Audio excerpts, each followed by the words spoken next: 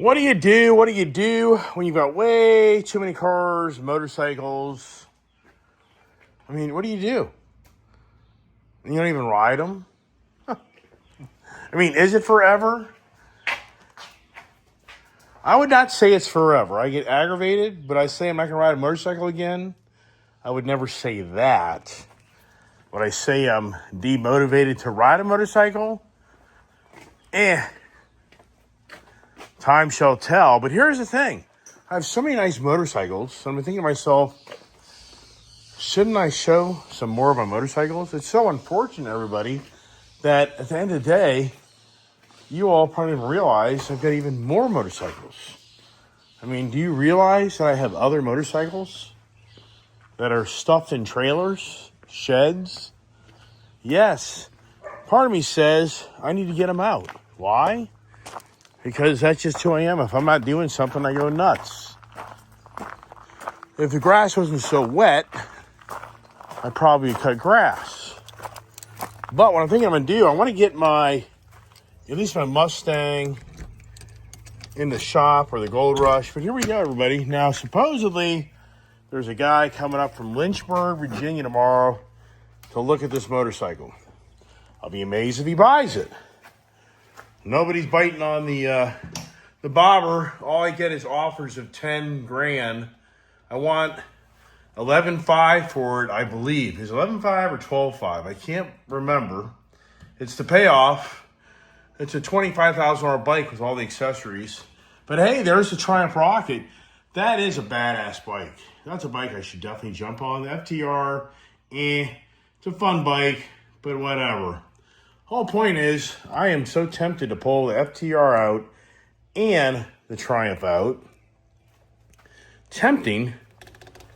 We shall see if I get motivated and stuff those in the garage, because the rate the garage is set up right now, it doesn't really matter if I add a few more bikes, because only way I'll get 3 cars in this garage is I would have to clean out I would definitely have to get the 2 Harleys.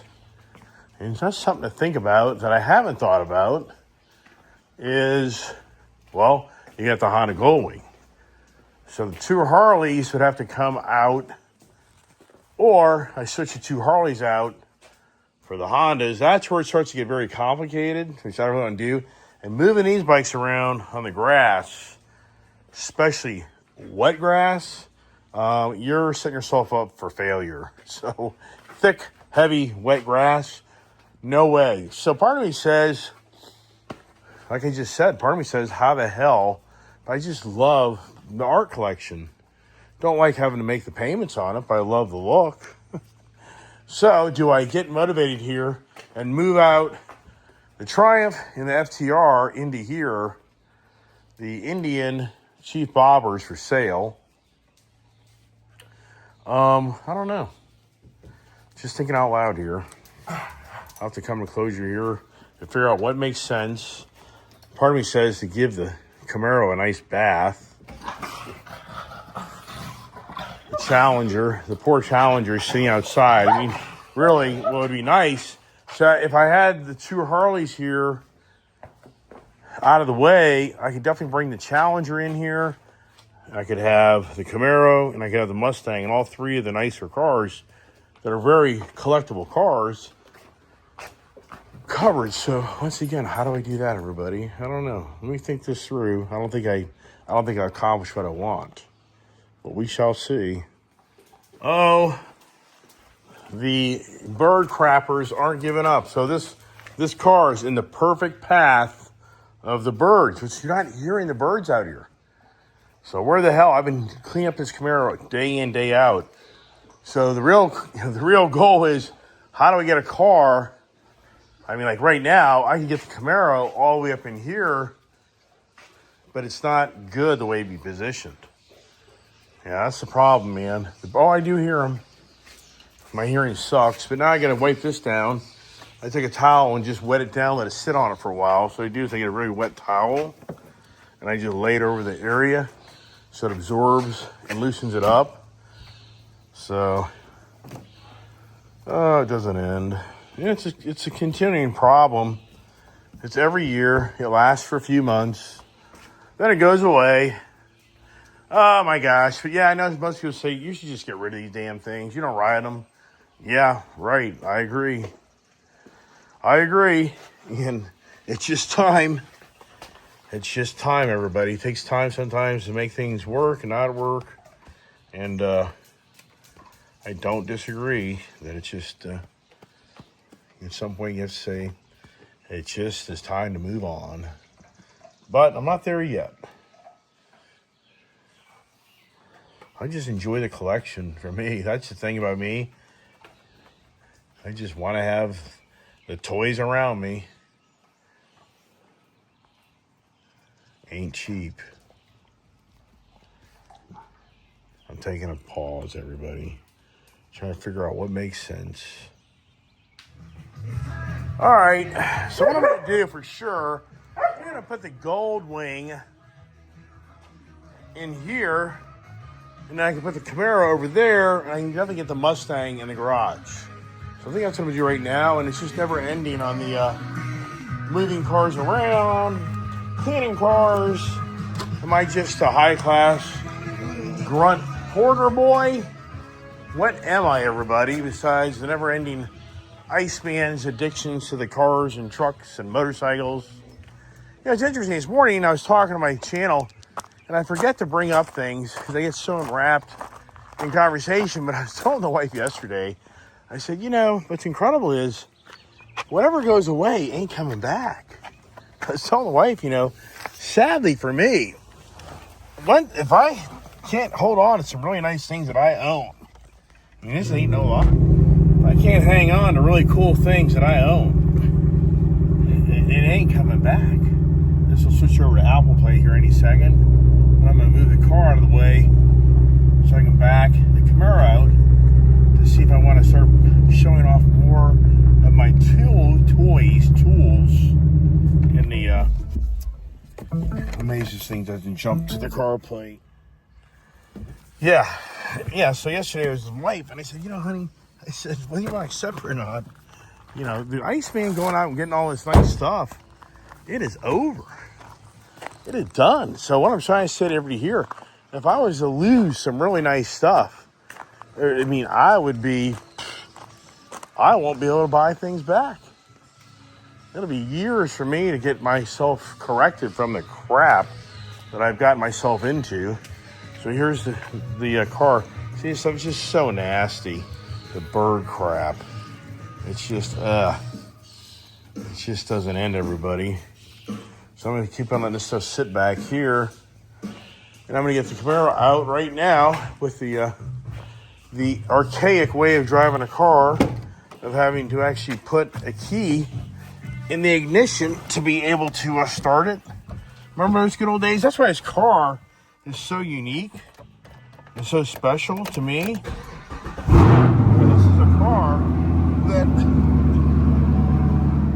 This is a car that you'll never be able to replace. Now this one here is up and right. See, there's no rear view camera. There's no clutch assist. I mean, this is all raw. If you know how to, whoa, what am I showing you? I'm driving over a damn bone. I already know it. So I have to get out of the car and move the damn bone. These big bones that I'm giving these dogs are certainly trying to be a pain in the ass.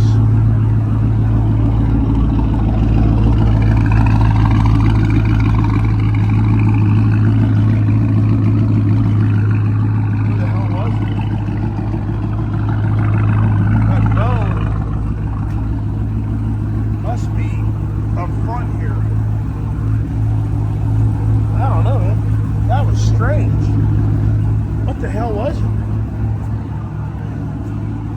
Yeah, some of these bones are so big. That was strange. I don't know what that was. Let's try it again.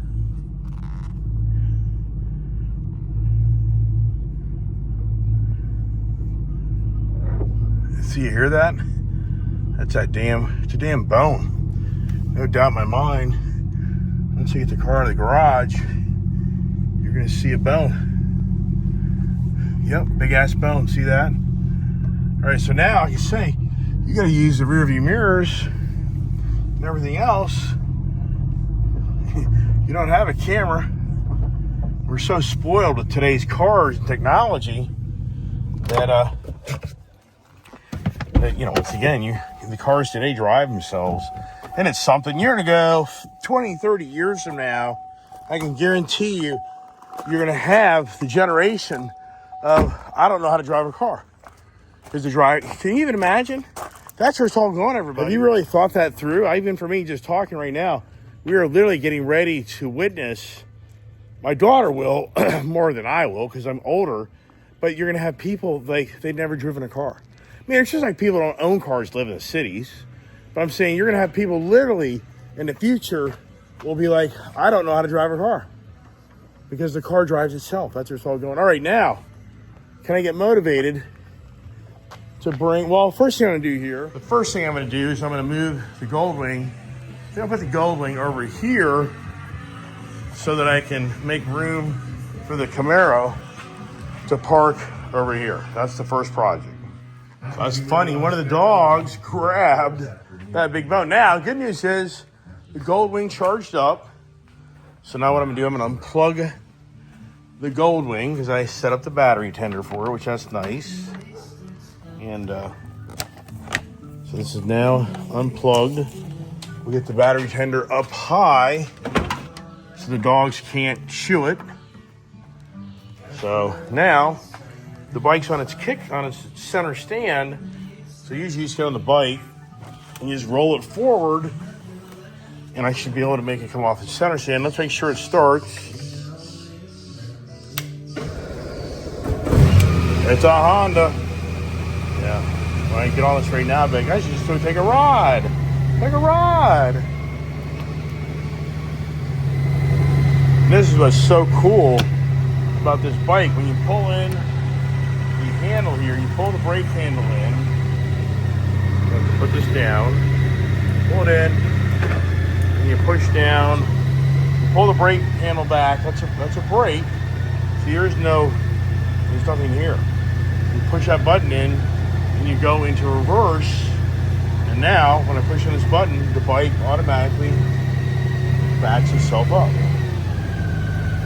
And then what I can do, I can feather it up with this. There's a switch here, right here. Just now, slowly moves it up forward, so you can maneuver your bike around.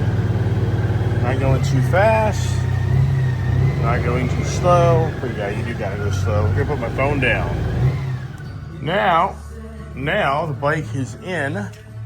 So now the debate is, do I bring my Honda F20? I kind of like riding down around, but right now the property's so wet that I don't really want to ride it right now.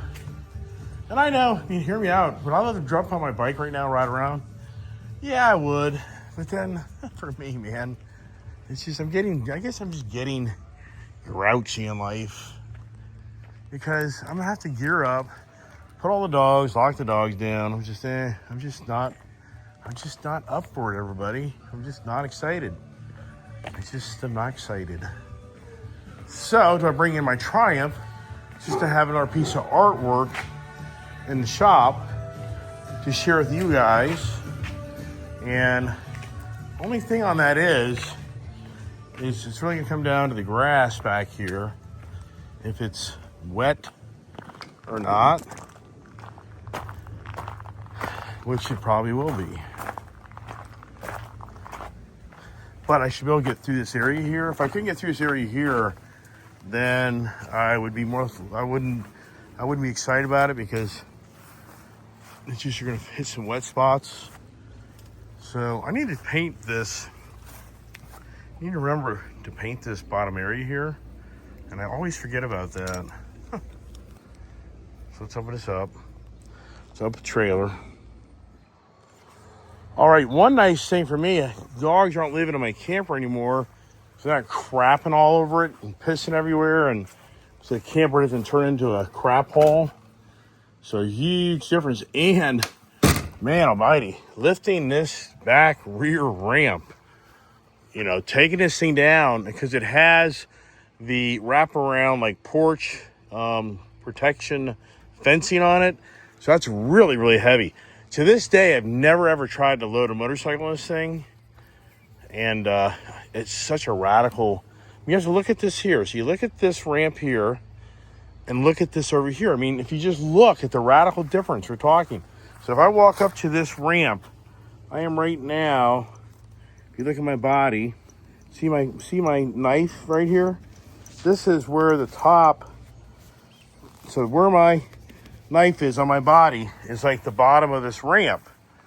Versus this ramp, you're down there below my knee, down near my ankle just about. So this hasn't been opened in a while, so this thing's like stuck. It may take two hands. There we go. See that over there? So now I'm gonna let it down without hitting the dogs. And you're gonna see the other collection of motorcycles. Oh. So that tag is dead. That motorcycle is sitting in the state of Virginia. You have to pay for it to sit in your driveway. And then the Triumph,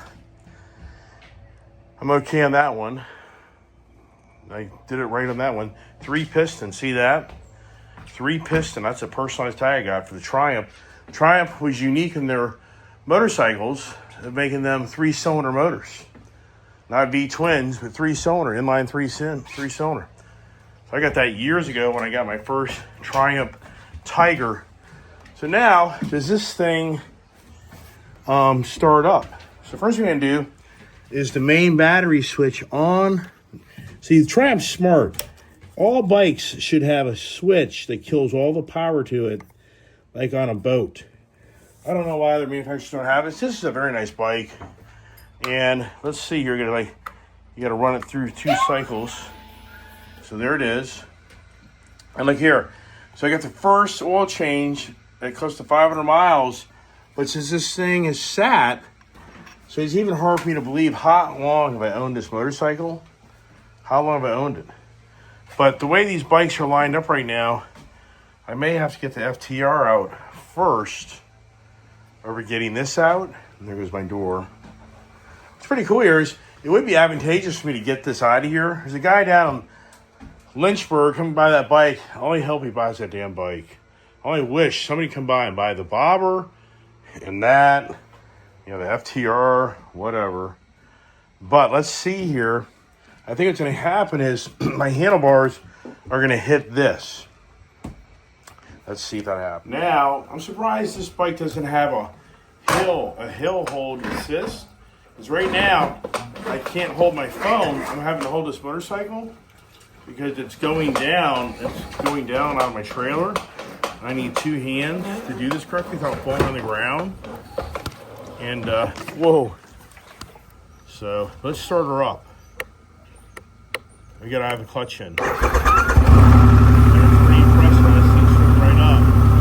Now, this doesn't have reverse. I don't get far enough out.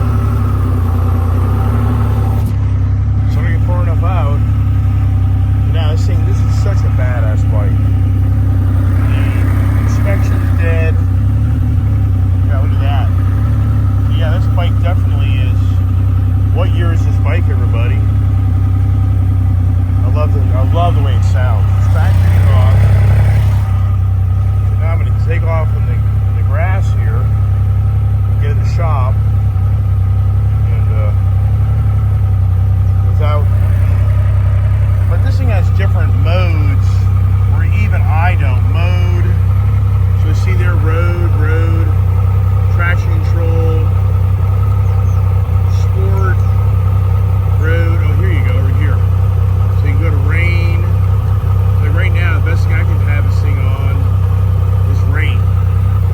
So there it is. So that makes sure the tires don't bust out.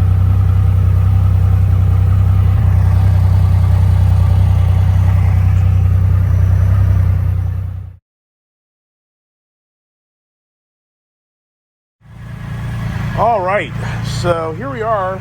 What a great bike. Even for me, I forgot how I put the bags on it. I put the nice new little windscreen on it. I've got an accessory switch right here. Stop it! Stop it! Stop it! Rebel is such the troublemaker. Would you get out of here? Stop it. He is. Now, a lot of guys change out their exhaust. There's no doubt. There's much more batter-ass exhaust than this. But it's good. I'm good. Yeah, so for me right now, yeah, I mean, do I get the urge right now to putting over here to ride that? I mean, no doubt. I think, why the hell wouldn't I ride the bike? And the FTR is probably the least ridden bike I have besides the Indy. So I'd say the Bobber, well, I'd say the least ridden bikes in my collection right now, probably the Honda CB1000R Fireblade. That's the least ridden. The FTR is least ridden. Then you'd have the Chief Bobber and the Harley. So I'd have to say those 4 bikes, just thinking out loud, and the Africa Twin. This thing here just needs to be ridden. And let's see if it even... You first have to prime this thing, though. Oh, wow. It's going to stall. So you got to go from ignition. You got to listen to it priming it. And I'm going to take ignition off, prime it, ignition off, prime it. Nope. So this thing always does this when I try to start it.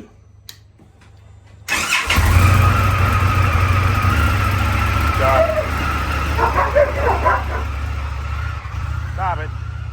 It's interesting how Rebel reacts to some of these bikes over other bikes. Sadly, a week ago, 28-year-old kid in Prince William County killed himself on that bike. Stop it. Stop it. Wonder why that noise, that unique noise, is like a Honda noise. They never took off. The dealer never took off his little stick. Isn't that incredible? Now, why are the dogs so like fixated on this bike? I don't know. It's very nimble. I gotta put my phone down. Whoop. So funny.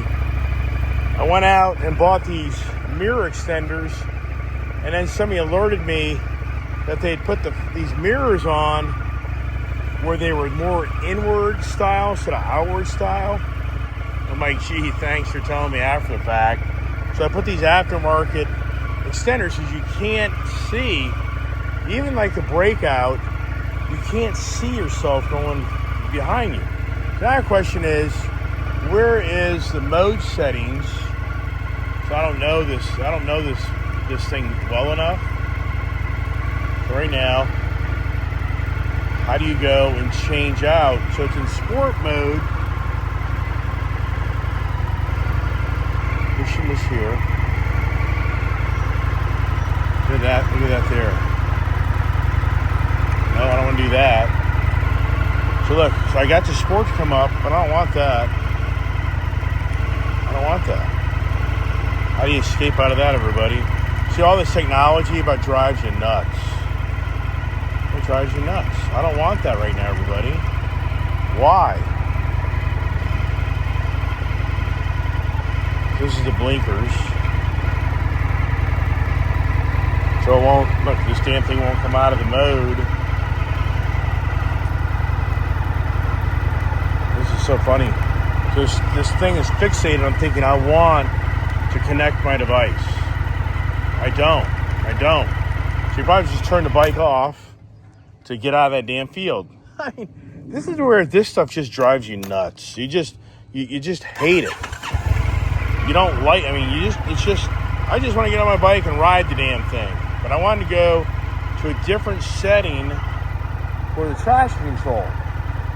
And once again, you have all these different cars and motorcycles and trucks trying to stay on top of all this technology and remembering everything. You can't, it's impossible. So how do you get to that OK mode? So I look right now, how do you hit OK? Current ride, loading navigation. outside temp for a ride. So I don't care about that. I don't care about that. I care about the ride mode. How do you go to the ride mode? Oh, forget it. It's what a joke. Yeah, holy crap. But you wouldn't know me. I would not have this channel. Which in some ways, I would have been better off in so many ways not to have this channel, everybody. And not to have done what I've done. Because this is the most radical I've ever done in my whole life. Is going out. Because if you watch my YouTube channel for so many years ago, I didn't have all this stuff. Yeah. Anyways, that's it. I just like to talk. I like to share my stories because I know a lot of people scratch their head about how the hell does this work. But the downside of my channel is most people will never see this video. Most people will never watch it. No people won't get this far into it. So they'll never know. There's only a select few people on my channel that'll be like, oh, I get it. I get it, man. This is radical stuff. This guy's got himself into radical times, and he's just working to get himself through out of this radical crap he's got himself into. And that's what's going on. So that's it. And no hardship, no crying. Not here to cry on your shoulder by any means. I'm just sharing with you what it takes to do what I did. It's radical.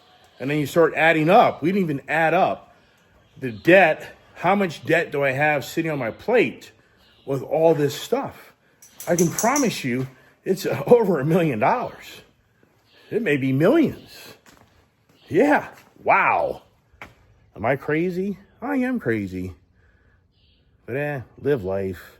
Because if you think about it, what do you worry about? You worry about if you're healthy or if you're sick. And if you're not healthy, well, here's the thing. If you're healthy, you got nothing to worry about. If you're sick, you got two things to worry about. If you're sick, are you going to get better? Or you're going to get worse? If you get better, you got nothing to worry about. If you get sicker, you got two things to worry about. The two things you're going to worry about is, are you going to live or are you going to die? If you live, you got nothing to worry about. If you die, you got two things to worry about. If you die, either you're going to heaven or hell. If you go to heaven, you got nothing to worry about. If you go to hell, you got two things to worry about. Yeah, if you go to hell, are you original or are you crispy? That's it. God bless. Have a great evening.